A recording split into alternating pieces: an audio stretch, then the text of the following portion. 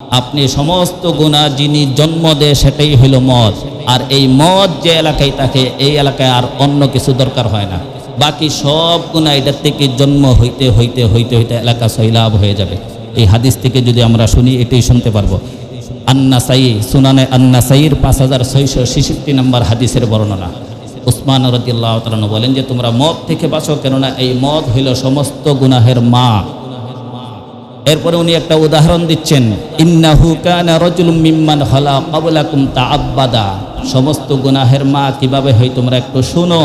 তোমাদের পূর্ববর্তী উম্মতের মধ্যে একজন আবেদ ছিল, আল্লাহওয়ালা বুজুর্গ ছিল।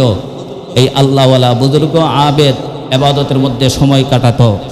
এই ইবাদতের মধ্যে যখন উনি সময় কাটা আল্লাহওয়ালা মানুষ যারা আছে তারা দেখতে দেখতে অনেক সময় সুন্দর হয়, আকর্ষণীয় হয়। তো এই লোক আকর্ষণীয় ছিল।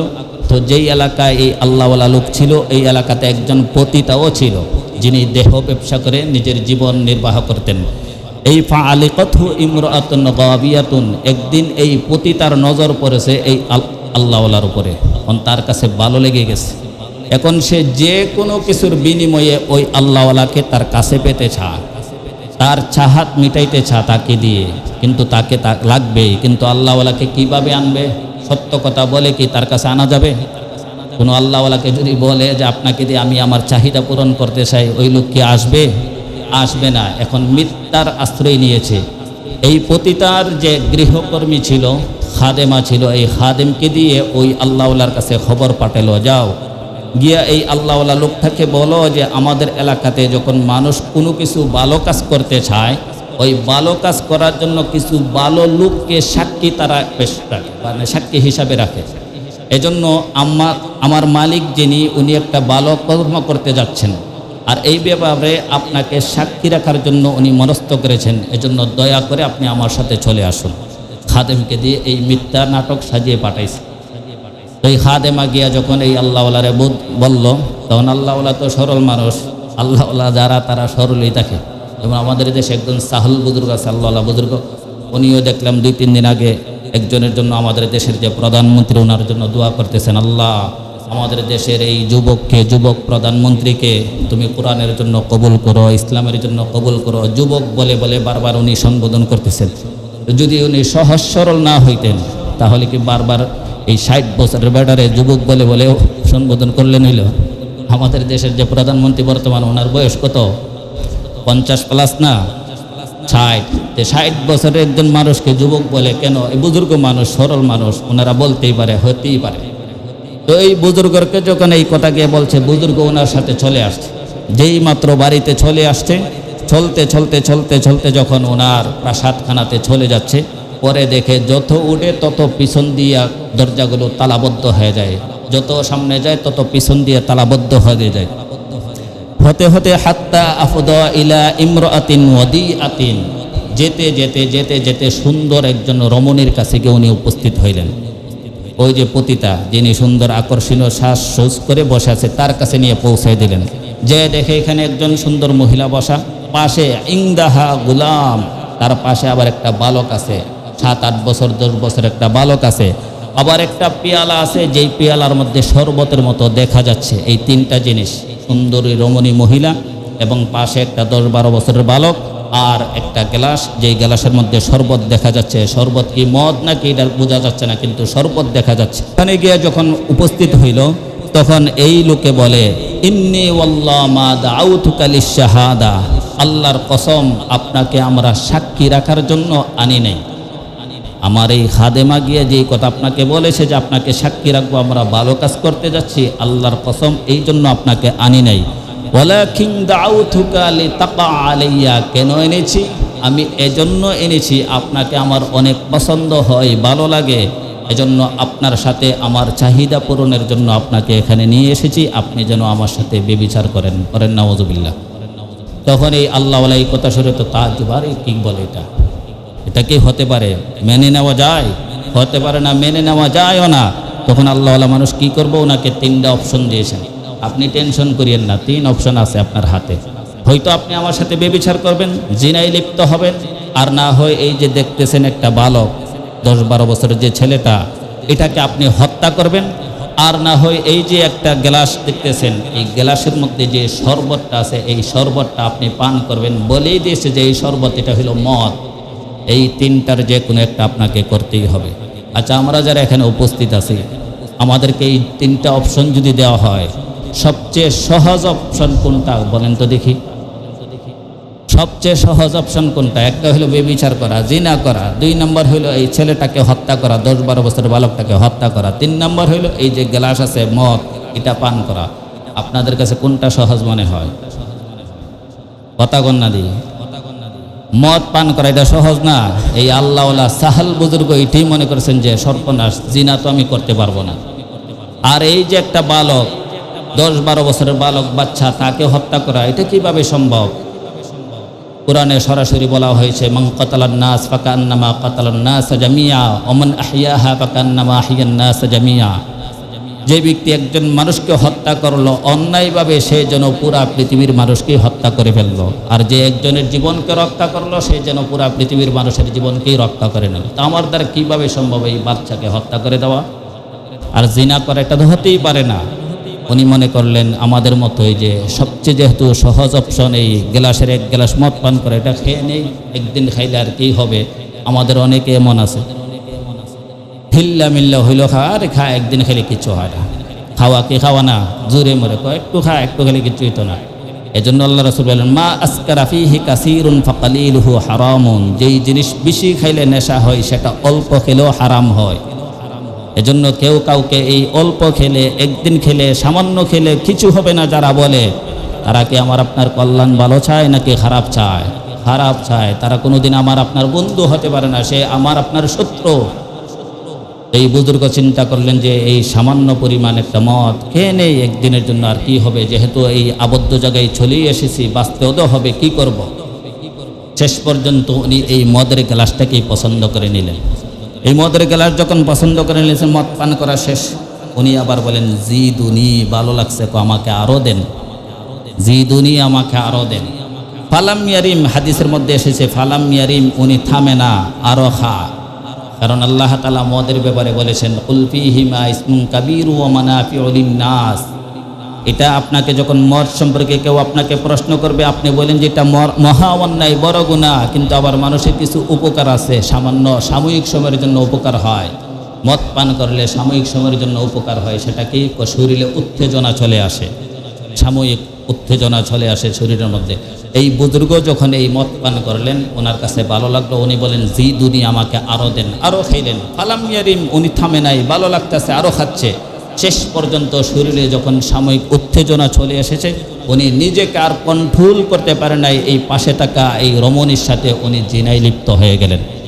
এই যে জিনায় লিপ্ত হয়েছেন, এখন এই যে পাশে থাকা আরেকটা 10-12 বছরের বালক দেখে কি দেখে নাই? দেখেছে। এই যে দেখছে, এখন যদি ওকে না হত্যা করা হয়, তাহলে ও কি এই সংবাদ গোপন রাখবে না প্রকাশ করে দিবে? প্রকাশ করে দিবে। যেমন আমাদের সমাজের মধ্যে বহু পরকীয়া মানুষের, নারী হোক পুরুষ হোক, পরকীয়ার বলি তাদের সন্তানরা হচ্ছে কি হয় না? সন্তান দেখে বলেছে বাবা পরকীয়া করেছে, সন্তান দেখে বলেছে এই সন্তানকে কি আর পৃথিবীর মুখ দেখতে দেয়? মা পরকীয়া করেছে, সন্তান দেখে ফেলেছে, এই সন্তানকে কি আর পৃথিবীর মুখ দেখার জন্য বাকি রাখে না? শেষ করে দেয়। ওই আল্লাহওয়ালা বুজুর্গ চিন্তা করলেন, হে যেহেতু দেখেই ফেলছে, আমি এলাকার প্রসিদ্ধ বুজুর্গ মানুষ, আমার এই সংবাদ সে গোপন রাখবে না, সে প্রকাশ করে দিবে, অতএব তাকে আর জীবিত রাখা যায় না, তাকেও হত্যা করে দিল। এজন্য আল্লাহ রাসূলের সাহাবী উসমান রাদিয়াল্লাহু তাআলা বলেন, তোমাদেরকে যে আমি বলেছি ইজতানিবুল খামর, তোমরা মদ থেকে বাঁচো, কেননা ফা ইন্নাহা উম্মুল খাবাইস, এই মদ হইল সমস্ত গুনাহের মা। আজকে টের পাইছুনি, দেখো, সমস্ত গুনাহের মা। কারণ সে বেচারা মদটাকে সহজ মনে করে পছন্দ করে নিয়েছিল, কিন্তু সে পছন্দের মধ্যে আটকে থাকতে পারে নাই, স্থির থাকতে পারে নাই। এই মদ পান তাকে জিনার মধ্যে লিপ্ত করাইছে, আবার এই জিনার মাধ্যমে সে আবার দুনিয়া থেকে আরেকজনকে হত্যা করে বিদায়ও করে দিয়েছে। তাহলে আমরা বুঝতে বাকি আছে যে মদ পান যে সমস্ত গুনাহের মা, বোঝার জন্য বাকি আছে। এজন্য সমাজের মধ্যে যদি মদ চালু থাকে আর সব ভালো কাজ চালু করে দেন, কিন্তু দেখবেন আস্তে আস্তে আস্তে আস্তে সব ভালো কাজ একদিন নিচে পড়ে যাবে। এই মদ পাচারকারীরাই একদিন তাদের এই সাঙ্গ পাঙ্গ দিয়ে এলাকা ভরপুর করে দিবে। আমরা যদি আল্লাহ তাআলার হারাম বিধান থেকে না বাঁচতে পারি, তাহলে আমাদের এই এবাদতগুলি এবাদত করার পরও এগুলো বাতিল বলে গণ্য হবে। এবাদত করতে পারবো ঠিকই, কিন্তু আমাদের আমল নামাতে সওয়াব হবে না।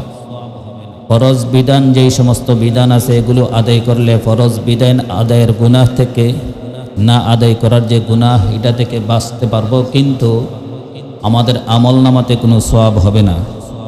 এজন্য আল্লাহ তাআলা যত বিষয়াদি দুনিয়াতে উম্মতের উপরে, আমাদের উপরে, উম্মতে মুহাম্মাদের উপরে হারাম করেছেন, এর মধ্যে অন্যতম একটা বিধান হলো যে আল্লাহ তাআলা মদ, জুয়া, মূর্তি, প্রতিমা এবং ভাগ্য নির্ধারক যেই সমস্ত তীর সমূহ আছে এগুলোকে আল্লাহ তাআলা আমাদের জন্য হারাম করেছেন।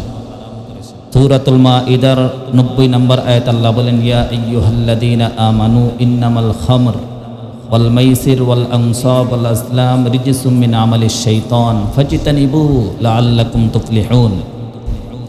আল্লাহ তাআলা বলেন, হে বিশ্বাসীরা, ইন্নামাল খামর, নিশ্চয় মদ, ওয়াল মাইসির এবং জুয়া, ওয়াল আনসাব এবং মূর্তি, ওয়াল আজলাম এবং ভাগ্য নির্ধারক তীর সমূহ, লটারি, রিজিসুম এগুলো হইল নাপাক, মিন আমালিশ শাইতান এবং শয়তানের কাজ।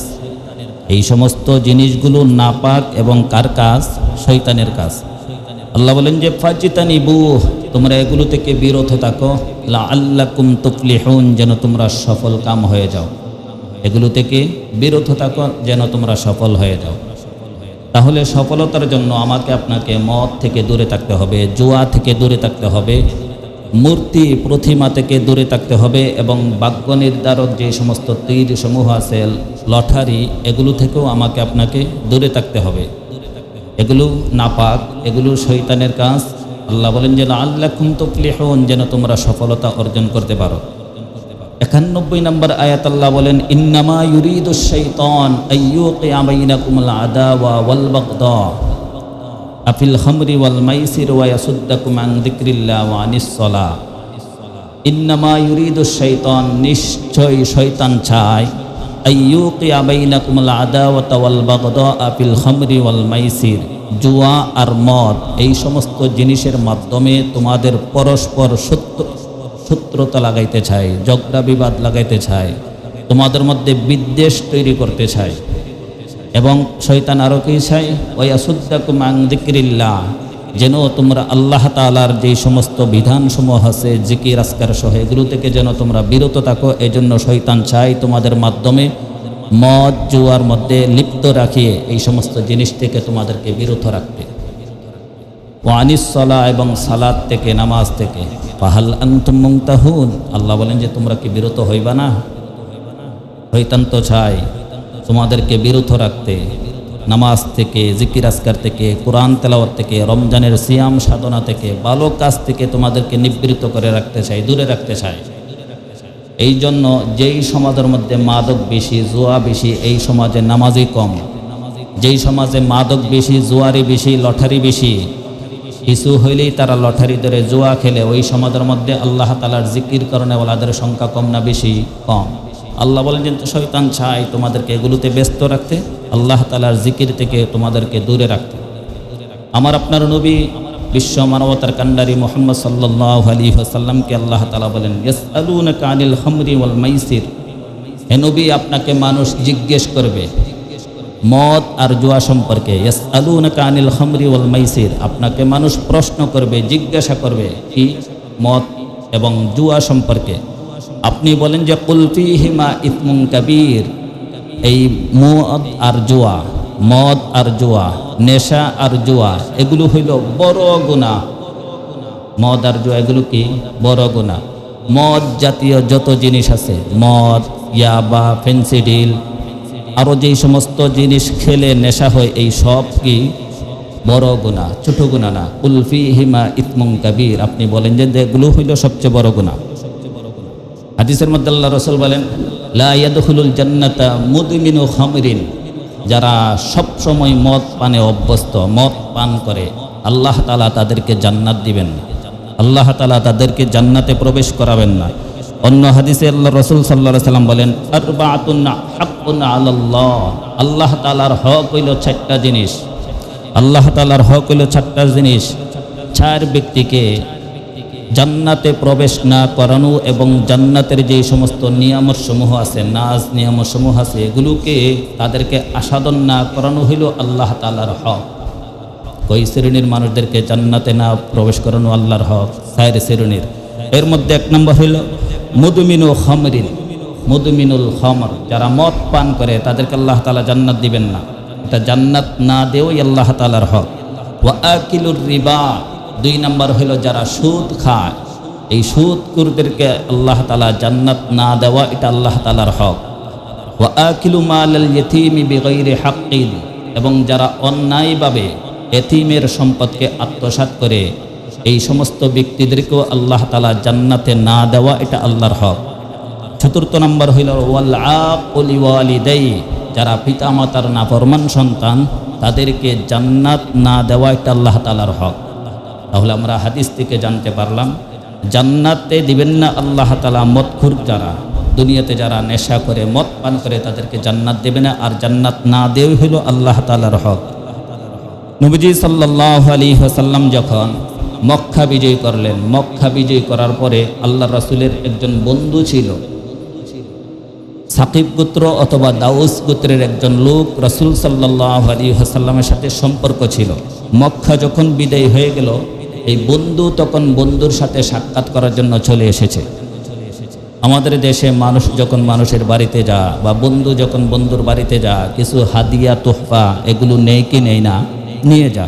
ঠিক তদ্রূপভাবে মুহাম্মদ সাল্লাল্লাহু আলাইহি ওয়াসাল্লামের কাছে যেই লোকটা আগমন করলো, সাকিব গোত্র অথবা দাউস গোত্রে, এই লোকটাও আল্লাহ রাসূলের জন্য হাদিয়া নিয়ে এসেছেন।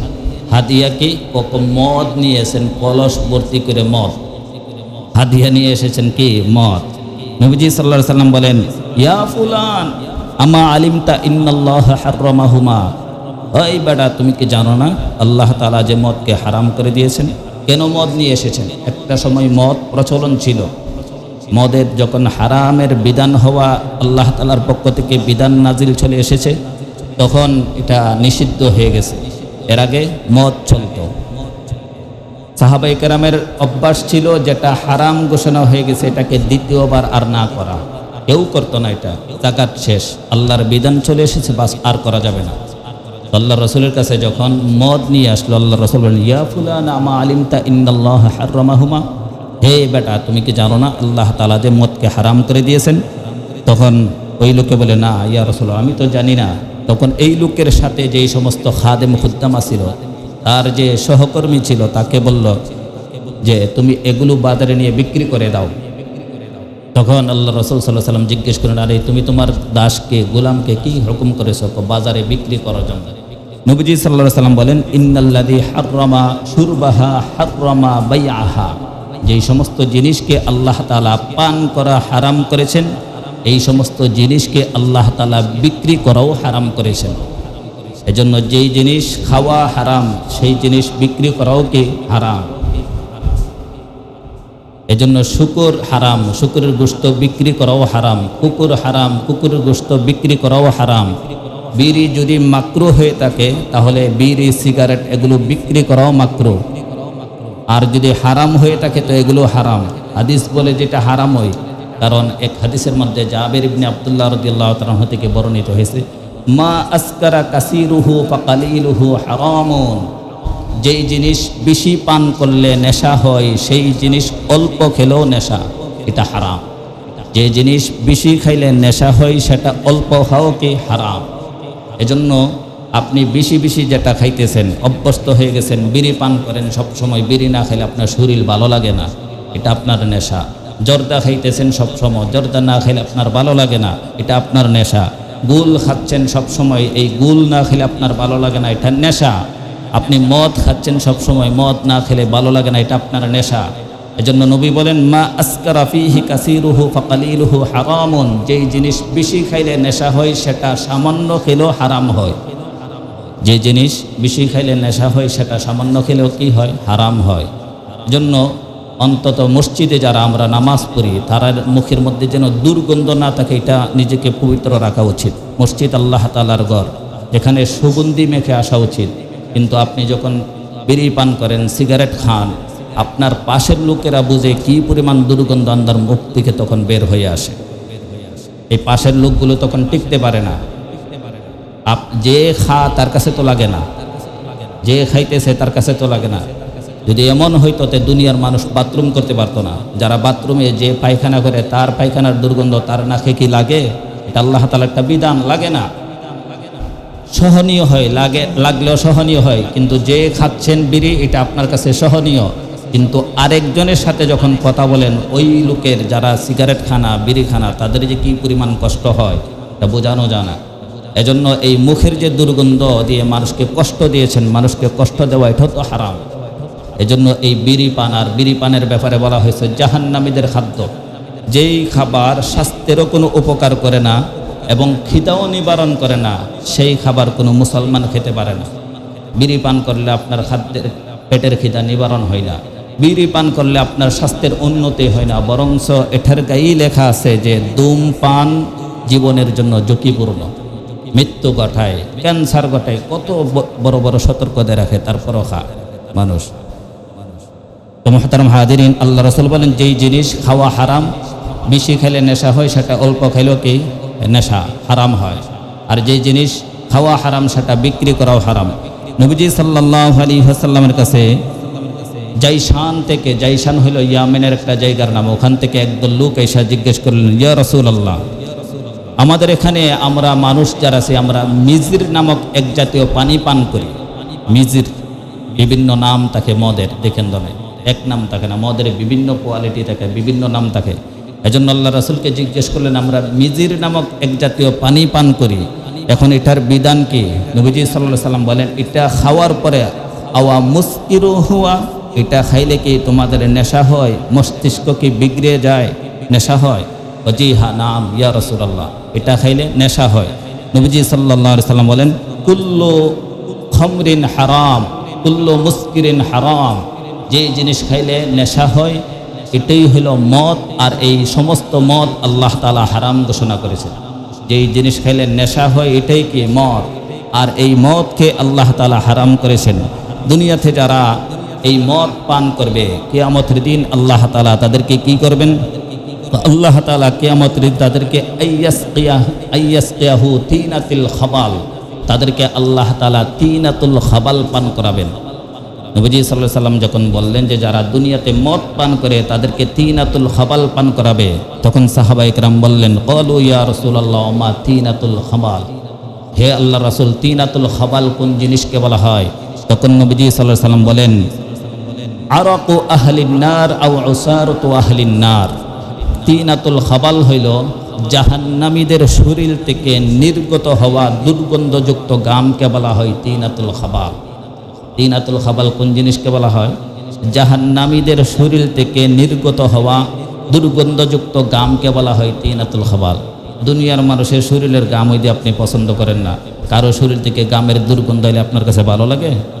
ওই দিন আপনাকে এটাই পান করাবে যারা দুনিয়াতে মদ পান করতেছেন। এরপরে তো আরো জঘন্য কথা এসেছে হাদিস মধ্যে, আল্লাহ রাসূল বলেন, উসারাতু আহলিন নার, জাহান্নামীদের শরীরের দুর্গন্ধযুক্ত ঘাম আর তাদের যে মলমূত্র, ওই জিনিসগুলো আল্লাহ তাআলা তাদের খাওয়াবেন যারা দুনিয়াতে মদ পান করে। যারা মদ খান ওই দিন আপনারা মলমূত্র খাওয়ার জন্য তৈরি হন। কুকুরের পেশাব তো হারাম, কুকুরটাই হারাম, কুকুরের পেশাবও হারাম, মদ খাওয়া হারাম, কোনো পার্থক্য নাই। শুকুরের গোশত খাওয়া হারাম, শুকুরের পায়খানা খাওয়া হারাম, মদ খাওয়াও হারাম। মদ যেমন স্বাচ্ছন্দ্যে খাচ্ছেন ওইগুলোও খাইয়েন, মদ যেভাবে খাইতেছেন না ওইগুলোও খাইয়েন। দুটোটার বিধানে কি কোনো অসুবিধা নেই, কিন্তু ওই দিন আল্লাহ তাআলা খাওয়াবেন, না খাইলেও আপনাদেরকে জোর করে খাওয়াবেন যারা এই দুনিয়াতে মদ পান করে। এজন্য মানুষ হিসাবে কি মদ পান করা যাবে? যারা মদ পান করে তাদেরকে কি করতে হবে? নবীজি সাল্লাল্লাহু আলাইহি সাল্লাম আমাদেরকে ঘোষণা দিয়েছেন। আল্লাহর রাসূল বলেন, নবীজি সাল্লাল্লাহু আলাইহি সাল্লামের কাছে এক সাহাবী এসে বললেন, ইয়া রাসূলুল্লাহ সাআলতু ইয়া রাসূলুল্লাহ, ইন্না বিআরদিন বারিদাতিন নুআজিলু ফিহা আমালান শাদীদা। হে আল্লাহর রাসূল, আমরা এমন দেশে থাকি, এমন জায়গায় থাকি যেখানে শীত বেশি। আমরা তো এমন জায়গায় থাকি যেখানে শীত বেশি এবং আমাদেরকে অনেক কাজকর্ম করতে হয়। আমরা খেটে খাওয়া মানুষ, আমাদেরকে কর্ম করে খেতে হয়, কিন্তু আমাদের এলাকায় প্রচণ্ড শীতও আছে। এখন আমরা কি করি? ওয়া ইন্না নাত্তাখিযু শারাবাম মিন হাদিহিল কামাহ নাতাকাওয়া বিহি আলা আমালিনা ওয়া আলা বারতি বিলাদিনা। আমরা আমাদের এলাকাতে এই গম থেকে এক জাতীয় পানি নির্গত করে এটাকে আমরা পান করি, আর এটা পান করে আমাদের যে শরীরে শীত লাগে শীতকেও নিবারণ করি, এবং আমাদের কাজকর্ম করার পরে শরীর যে ক্লান্ত হয়ে যায় এই ক্লান্তটাও এটা পান করার কারণে আমাদের শরীর থেকে দূর হয়ে যায়। এগুলো করি। নবীজি সাল্লাল্লাহু আলাইহি সাল্লাম জিজ্ঞেস করলেন, হাল ইউস্কির, এটা খাইলে কি তোমাদের শরীরে নেশা হয়? নেশা মস্তিষ্ককে বিগড়ে যায়। হাল ইউস্কির বলতো না আম, ওই লোকে বলে জি হ্যাঁ ইয়া রাসূলুল্লাহ, এটা পান করলে নেশা হয়, এটা পান করলে মস্তিষ্ক বিগড়ে যায়। আল্লাহ রাসূল সাল্লাল্লাহু আলাইহি সাল্লাম বলেন ফাজতানিবু, এটা থেকে তোমরা বিরত থাকবা, এটা করা যাবে না।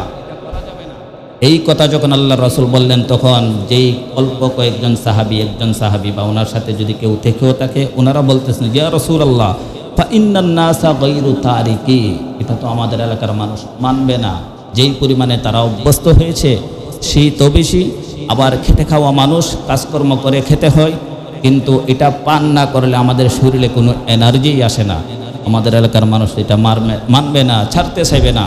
তখন নবীজি সাল্লাল্লাহু আলাইহি সাল্লাম বললেন ফা ইল্লাম ইয়াতরুকুহু ফাকাতিলুহুম, তারা যদি না ছাড়ে তাদের ব্যাপারে তোমরা যুদ্ধর ঘোষণা করবে, তাদেরকে পিটিয়ে হলেও এগুলো থেকে তোমরা নিবৃত্ত করে রাখবে, তাদেরকে ছাড়তে বাধ্য করবে। ছাড়বে না কেন? যেটা আল্লাহ হারাম করেছে সেটা ছাড়বে না কেন? এজন্য হাদিসের মধ্যে নির্দেশনা চলে এসেছে, আবু দাউদ শরীফের 3683 নম্বর হাদিস, আল্লাহ রাসূল বলেন মদ পান করে যেই এলাকার মানুষ, তাদেরকে কোরআন হাদিস দিয়ে বোঝানোর পরও যদি তারা না ছাড়ে, এটার থেকে দূর না হয়, তারা যুব সমাজকে ধ্বংস করে আমাদের এই সুন্দর সমাজকে তারা ধ্বংসের পথে ঠেলে দিচ্ছে। এদেরকে এলাকা থেকে যে কোনোভাবেই হোক তাদেরকে বিতাড়িত করতে হবে। যদি পিটানো দরকার লাগে, পিটানোর কথাও হাদিসে এসেছে। আল্লাহ রাসূল বলেন তাদের ব্যাপারে তোমরা যুদ্ধ ঘোষণা করবে। কেন ছাড়বে না? আল্লাহ তাআলার হারাম বিধান, এই বিধানকে দিয়ে তারা এই যুব সমাজকে নষ্ট করে দিবে, ভবিষ্যৎ প্রজন্মকে তারা নষ্ট করে দিবে। শিশু কিশোর যারা আমাদের দেশে আছে, শিশু কিশোর, তাদের মধ্যে শারীরিক শক্তির চেয়ে বুঝ শক্তি কম। শিশু কিশোরদের শরীরে কি শারীরিক শক্তির চেয়ে বুঝ শক্তি কম। আর বয়োবৃদ্ধ যারা আছে, মুরব্বী যারা আছে, তাদের বুঝ শক্তির চেয়ে শারীরিক শক্তি কম। কম না বেশি? শারীরিক শক্তি কম কিন্তু বুঝ শক্তি বেশি। আর ওইদিকে শিশু কিশোরদের গায়ে কি আছে? শারীরিক শক্তি আছে কিন্তু বুঝ শক্তি কম। উভয় শক্তিতে পারদর্শী কারা বলেন তো দেখি? উভয় শক্তিতে পারদর্শী, শারীরিক শক্তিও আছে আবার বুঝ শক্তি আছে, তারা কারা? এই যুব সমাজ। এই যুব সমাজ যাদের বুঝ শক্তিও আছে, শারীরিক শক্তিও আছে, এই তাদেরকে দিয়ে যারা মদ পানে অভ্যস্ত করিয়ে পুরা ভবিষ্যৎ প্রজন্মকে ধ্বংস করে দিতে চায়, যে যুব সমাজরাই পারে এই দেশের পরিবর্তন আনতে, সমাজের পরিবর্তন আনতে, তাদেরকে হাতের মধ্যে ইয়াবা ধরে দিয়ে, ফেন্সিডিল ধরে দিয়ে, মদ ধরে দিয়ে যারা ভবিষ্যৎ প্রজন্মকে ধ্বংস করে দিতে চায়, তাদেরকে এই সমাজে ঠাঁই দেওয়া যায়? কথা বলেন, ঠাঁই দেওয়া যায়? তাদের বিরুদ্ধে সকলে সম্মিলিতভাবে প্রতিরোধ করার দরকার আছে না নাই? এজন্য এই সমাজকে সুন্দর রাখতে হলে এই মাদকের বিরুদ্ধে সবাই ঐক্যবদ্ধভাবে প্রতিরোধ করে তুলতে হবে। মুহতারাম হাজিরিন, আল্লাহ রাসূলের দিক নির্দেশনা এসেছে, তোমরা কি করবা? যুদ্ধ করবা, প্রয়োজনে যুদ্ধ নেমে যাও, তাদেরকে লাঠিপিটা করো। শুধু এতটুকু না, বুখারীর বর্ণনাতে এসেছে, বুখারীর 6776 নম্বর হাদিসে এসেছে, নবীজি সাল্লাল্লাহু আলাইহি সাল্লামের জামানার মধ্যে যারা মদ পান করত, আল্লাহ রাসূল তাদেরকে কি শাস্তি দিতেন? জালাদা ফিল খামরি বিল জারিদি ওয়ান্নিআলি 40 জালদা। আল্লাহ রাসূল সাল্লাল্লাহু আলাইহি ওয়াসাল্লামের যুগে যারা মদ পান করত, নবীজি সাল্লাল্লাহু আলাইহি সাল্লাম তাদেরকে শাস্তি স্বরূপ খেজুরের ডাল দিয়ে এবং জুতা দিয়ে তাদেরকে 40টা বেত্রাঘাত করতেন। জুতা পিটাও করতেন, খেজুরের ডাল দিয়ে আবার তাদেরকে বাইরে দিতেন। নবীজি সাল্লাল্লাহু আলাইহি সাল্লামের জমানা যখন শেষ হয়ে গেছে, কার জমানা চলে আসছে? আবু বকর। এই আবু বকর সিদ্দিক রাদিয়াল্লাহু তাআলা আনহুর ব্যাপারে এসেছে ইয়াজলিদু ফিল খামরি 40 জালদা, উনিও 40 বেত্রাঘাত করতেন। আবু বকর সিদ্দিক রাদিয়াল্লাহু তাআলা আনহু 40টা বেত্রাঘাত করতেন যারা মদ পান করত। নবীজি সাল্লাল্লাহু আলাইহি সাল্লাম নিজেও জুতা পেটা করতেন এবং বেত্রাঘাত করতেন 40টা। আর উমর রাদিয়াল্লাহু তাআলা আনহুর জামানা যখন চলে এসেছেন, উনি তো অনেক শক্ত না, ওনার জামানা যখন চলে এসেছেন উনি তখন 80টা বেত্রাঘাত করতেন। মানুষের মধ্যে এই বেহায়াপনাও বাড়ছে, অশ্লীলতাও বাড়ছে। তো যুগের চাহিদা অনুযায়ী যেই পরিমাণে বাড়বে এই অশ্লীলতা বেহায়াপনা, এই পরিমাণ শাস্তির বিধান কায়েম করতে হবে। এজন্য হাদিসের মধ্যে আল্লাহ রাসূল সাল্লাল্লাহু আলাইহি ওয়াসাল্লাম বলেন, মান রাআ মিনকুম মুনকারান ফালইয়ুগাইয়িরহু বিয়াদিহি ফা ইল্লাম ইয়াস্তাতি ফা বিলিসানি ওয়া ইল্লাম ইয়াস্তাতি ফা বিকলবি ওয়া যালিকা আদআফুল ঈমান। তোমরা যখন সমাজের মধ্যে কোনো অশ্লীলতা বেহায়াপনা হইতে দেখো, তখন তোমরা হাত দিয়ে প্রতিবাদ করো। হাত, 1 নাম্বার হাত দিয়ে প্রতিবাদ করো। 2 নাম্বার কাবিলিসানি, জবান দিয়ে প্রতিবাদ করো। 3 নাম্বার হলো অন্তর দিয়ে ঘৃণা করো। এই হাদিস যারা ব্যাখ্যা করেছেন ওনারা বলেন হাত দিয়ে কেটা প্রতিবাদ করবে? কে প্রতিবাদ করবে হাত দিয়ে? সবাই তো আর হাত দিয়ে প্রতিবাদ করার ক্ষমতা রাখে না, রাখে না। যারা সমাজ পরিচালনা করে, যারা সমাজের নেতৃত্ব দেয়, যারা এই সমাজ, যাদের মাধ্যমে সমাজ পরিচালিত হয়, তারা এই হাত দিয়ে লাঠি পেটা করে, জুতা পেটা করে এই সমাজকে সুন্দর রাখার জন্য হলেও এই মাদক যারা ব্যবসায়ী করে, এই মাদক যারা প্রচার করে, যারা এই নেশাদ্রব্য দিয়ে যুব সমাজকে ধ্বংস করতে চাই, তাদের গায়ে হাত উঠাবে ওই সমস্ত লোকেরা যারা নেতৃত্ব দেয় এলাকার মধ্যে। আর জবান দিয়ে কে প্রতিবাদ করবে? উম্মতের উলামায়ে কেরাম কোরআন হাদিসের আলোকে জবান দিয়ে আপনাদের কাছে এই কথাগুলো পৌঁছে দিবেন। আর অন্তর দিয়ে কে প্রতিবাদ করবে? অন্তর দিয়ে যারা আমাদের এই এলাকাতে বহিরাগত লোক আগমন করে, বারাটিয়া হিসেবে যারা থাকে, তারা আমাদের মেহমান। এই সমস্ত লোকেরা কারো গায়ে হাত উঠাতে পারবে না, কাউকে মুখ দিয়েও কিছু বলতে পারবে না, কারণ এলাকাবাসীর লাঠি শক্ত, তারা তাকে যে কোনো মুহূর্তে আঘাত করতে পারে। এজন্য সে অন্তর দিয়ে ঘৃণা করবে। তাহলে যারা সমাজ পরিচালনা করে তারা হাত উঠাতেও পারবে, কোরআন এবং হাদিসের দ্বারা এটা সাব্যস্ত আছে। তবু এই সমাজকে রক্ষা করতে হবে, আমাদের যুব সমাজকে, ভবিষ্যৎ প্রজন্মকে আমাদের সুন্দর সমাজ উপহার দিতে হইলেও আমাদেরকে এগুলো থেকে নিবৃত করে রাখতে হবে। এজন্য এদেরকে থামানো দরকার আছে না নাই? আমাদের এলাকায় মাশাআল্লাহ দেখলাম যে একটা পুরা টিম হয়ে গেছে, পুরা টিম হয়ে গেছে খেলার জন্য। যেমন 11 জন একটা টিমের দরকার, ঠিক 11টা সংখ্যাই চলে এসেছে এক টিম। এই সংখ্যাটা আস্তে আস্তে বাড়বে যদি আপনারা সোচ্চার না হন, তাদের বিরুদ্ধে যদি প্রতিরোধ করে না তোলেন। দেখবেন আপনার ভবিষ্যতের এই সুন্দর ছেলেটা, যেই ছেলেটা দেশের ভবিষ্যৎ প্রধানমন্ত্রী হতে পারে, রাষ্ট্রপতি হতে পারে, ইঞ্জিনিয়ার হতে পারে, মাস্টার হতে পারে, এই সমস্ত ছেলেগুলোকে তাদের ভবিষ্যৎ অন্ধকার তুলে দিচ্ছে এই যুব সমাজের মধ্যে মাদকের সৈলাভ করে দিয়ে। আপনি যতই চেষ্টা করেন, এই মাদক যদি এলাকা থেকে নিবারণ না করেন, বন্ধ না করেন, প্রতিরোধ না করেন, আপনি ভালো অন্য যত ভালো কাজ করেন পারবেন না। কারণ এই মাদক হচ্ছে সমস্ত অন্যায়ের মা, সমস্ত গুনাহের জননী। এজন্য এই মাদকের বিরুদ্ধে আমরা সকলেই ঐক্যবদ্ধ হয়ে আমরা তাদেরকে আমাদের এলাকা থেকে সামাজিক যত ভালো কাজ আছে এই সব কাজ থেকে আমরা আগেও বয়কট করেছি, এখনও তাদেরকে আমরা বয়কট করি। এই যারা মাদকের সাথে যে কোনোভাবে সম্পর্ক জড়িত, মাদক বেচে, মাদক সেবন করে, মাদক প্রচার করে, তাদের কোনো উন্নয়নমূলক দান আমাদের এই মসজিদ মাদ্রাসা কবরস্থান ঈদগাহে গ্রহণ করা হবে না। আমাদের মসজিদ মাদ্রাসার কোনো ছাত্র শিক্ষক তাদের বাড়িতে দাওয়াত খেতে যাবে না। আমাদের যে কাজী সাহেবরা আছেন তাদের কোনো বিবাহ পড়াবে না। তারা মারা গেলে তাদের জানাজাতেও আমরা কেউ অংশগ্রহণ করব না এবং তাদেরকে এই কবরস্থানে দাফন দেওয়া হবে না বলেও আমাদের পূর্ব ঘোষণা আছে না নাই? এজন্য তাদেরকে আরো কঠোরভাবে, কিন্তু তারা তো থেমে নাই, কঠোরভাবে কঠিন হাতে তাদেরকে দমন করতে হবে। এজন্য এই দমন কেডা করবে? যারা আপনারা নেতৃত্ব দেন, আপনারা তাদেরকে এই ব্যাপারে খুব তাকিদ দেন। কেন পারবে না? কেন আমাদের ভবিষ্যৎ সমাজকে তারা নষ্ট করে দিবে? কারণ এটা তো ভালো না। সর্বশেষ হাদিস বলে শেষ করেছে, আল্লাহ রাসূল বলেন, লাআনাল্লাহুল খামার, স্বয়ং যে একটা মদ পানীয়, এটাকে আল্লাহ তাআলা অভিশাপ দিয়েছেন। ওয়াশারিবাহা, যে পান করে তার উপর আল্লাহ তাআলার অভিশাপ 24 ঘন্টা। ওয়াসাকিয়াহা, যে পান করায়, 1 নাম্বার যে পান করে, 2 নাম্বার যে পান করায়, 3 নাম্বার ওয়াবাইয়াহা, যে বিক্রি করে তার উপর আল্লাহ তাআলার লানত। মুবতাআহা 4 নাম্বার যে ক্রয় করে তার উপর আল্লাহ তাআলার লানত। ওয়া আসিরাহা নবীজি বলেন যিনি এই মদকে প্রস্তুত করে তার উপর আল্লাহ তাআলার লানত। ও মুতাসিরাহা যার জন্য এই মদ প্রস্তুত করা হয় তার উপর আল্লাহ তাআলার লানত। ওয়া হামিলাহা যার জন্য বহন করা হয় তার উপর আল্লাহ তাআলার লানত। ওয়াল মাহমুলাতা ইলাই এবং যার জন্য বহন করা হয়। সর্বমোট 8 শ্রেণীর লোকের উপরে এই মদ সংক্রান্ত বিষয়ের সাথে যারা যে কোনোভাবে জড়িত এই সবার উপরে আল্লাহ তাআলার লানত। আপনি শেল্টার দিচ্ছেন, আপনি খাচ্ছেন না, আপনার উপর কিন্তু লানত। ওই বিক্রি করে খেয়ে যেই পরিমাণ অপরাধী, আপনি তাকে শেল্টার দিয়ে সমপরিমাণ অপরাধী। আপনি কখনো বাঁচতে পারতেছেন না। এজন্য মুহতারাম হাজিরিন, কোনো অবস্থাতেই আমাদের এলাকাতে মাদক থাকুক এটাকে আপনারা চান?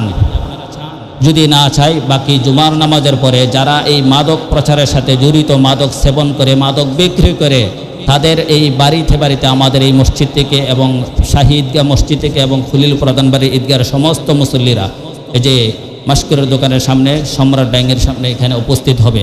আমরা সবাই সম্মিলিতভাবে ওখানে যাইতে তৈরি আছি তো ইনশাআল্লাহ।